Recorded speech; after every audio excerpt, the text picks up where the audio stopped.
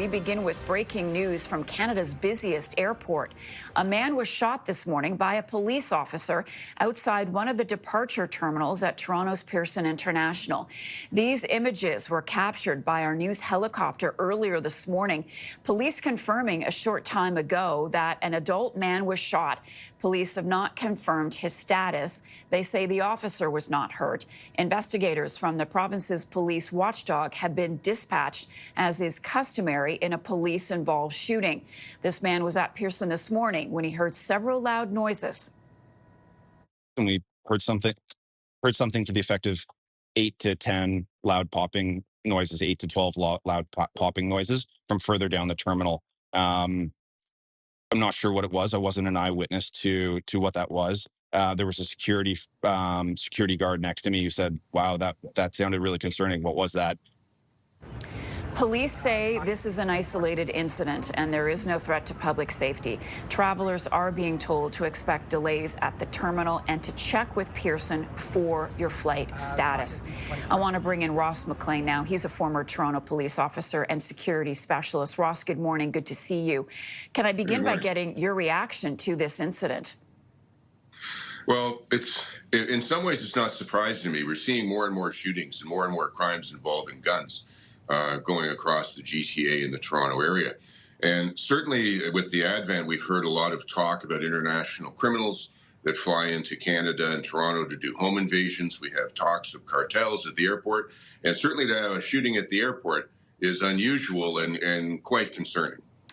It may, in a strange way, come as a relief to many that the shooting did not happen inside the terminal. It was outside of the terminal. The SIU is now involved. What will they be looking at? So the most important thing for the SIU is the forensic evidence that's there. That tells the path of bullets, the distance for people, all the things they need to find out. Clearly, any CCTV in the airport will have massive amounts of CCTV for covering it.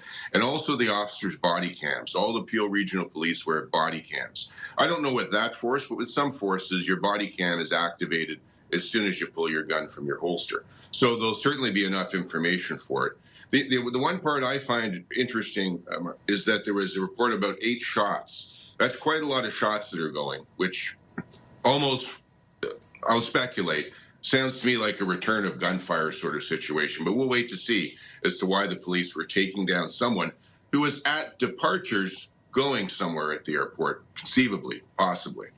Well, that was going to be my next question to you. Do you think that this started before the person arrived at the airport? Were police potentially in pursuit of this man?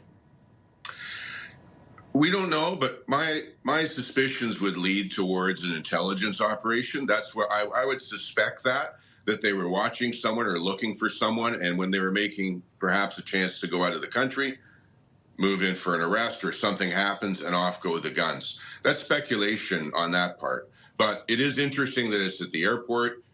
Terminal 1 has a lot of flights down to the U.S., as you know, and certainly throughout Canada. And we have issues with international criminals. And the police take it seriously, and the response was almost immediate. Of course, there's a lot of police at the airport, but the response was within 30 seconds.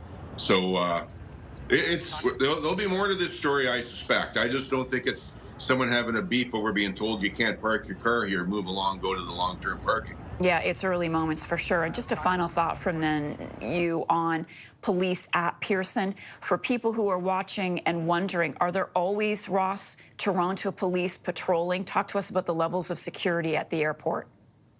It's Peel Police. They're involved with all the intelligence agencies. They have to run an exercise at least once a year, which you hear about and you guys report on your news channel, where they simulate all sorts of incidences that the police would have to respond to. So they're very well trained and they'll be very quick to the response. But that being said, bullets flying in an airport is always a concern because there's other people around. And that's my concern with the level of gunplay that's going on in this city. It's too much. Ross McLean, thank you so much. The SIU will get to the bottom of it. Yeah, and we'll be waiting to hear from them. Hopefully we'll hear something from some officials this morning. We do appreciate talking to you in the meantime, Ross McLean.